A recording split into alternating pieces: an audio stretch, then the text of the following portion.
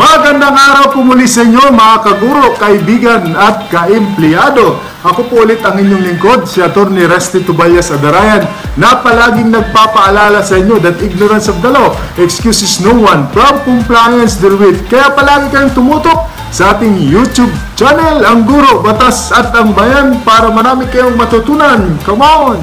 Mga kaibigan, si Kiko na nasa abroad ay nagpadala ng balikbayan box sa kanyang asawa.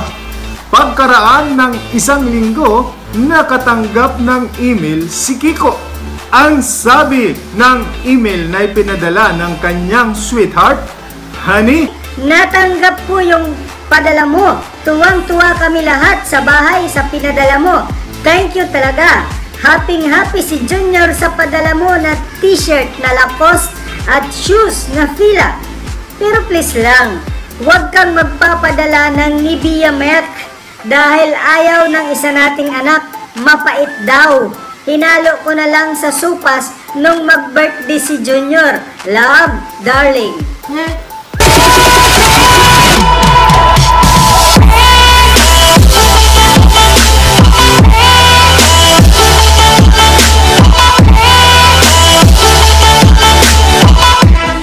Mga kaibigan, pag-usapan natin ngayon yung isa sa napakalagang topic, yung 5 things that you need to know in DepEd rules for administrative cases. Mahalagang mahalaga ito mga kaibigan para alam nyo kung ano ang gagawin. Halimbawa, kayo ay sampahan ng kaso na administratibo sa Department of Education. Kung bago ka pa lang sa ating YouTube channel, huwag mong kalimutan na mag-subscribe at mag-like. Maraming salamat po. Simulan natin ang ating discussion. Number 1, disciplining authority. Ang ating disciplining authority for teachers is the regional director. So pag mayroon kayong complaint about teachers, dediretso agad dyan sa regional office because the disciplining authority is the regional director. Haring hindi na yan dumaan sa division office. Disciplining authority of non-teaching staff is the school's division superintendent. So lahat ng complaint, kaso, reklamo ng teaching staff ay isasampa natin sa school's division superintendent office.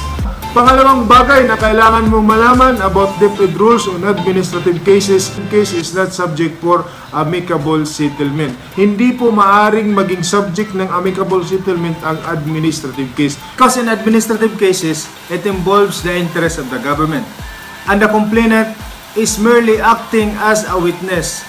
And even without him, the case may be given due course. That you need to know is the forms of valid complaint. So there are requirements for you to submit in order for your complaints to be valid. If mag-comply dito sa forms, your complaint may be dismissed. What are these requirements? Number 1, full name and address of the complainant.